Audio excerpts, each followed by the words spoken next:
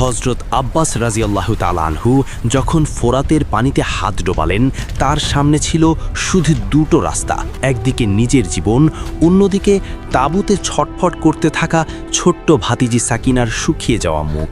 জালেমরা তাকে হুমকি দিল, বেঁচে থাকতে চাইলে এখনই আমাদের কাছে আত্মসমর্পণ করো। কিন্তু হযরত আব্বাস উত্তর দিলেন, আমি আমার জন্য আসিনি, আমি এসেছি সাকিনার ওয়াদা পূরণ করতে। যতক্ষণ আমার শরীরে রক্ত আছে আমি হার মানব না। পানিটা তিনি মুখে তুলেও ফেলে দিলেন। মনে পড়ে গেল সাকিনা, আলিয়াসগর সবাই পিপাসায় কেমন করছে। নিজের আগে তিনি পরিবারের কথা ভাবলেন। পানি নিয়ে ফেরার পথে কাফেররা তার উপর হামলে পড়ল, তীর ছুঁড়ে 2 হাত কেটে দিল।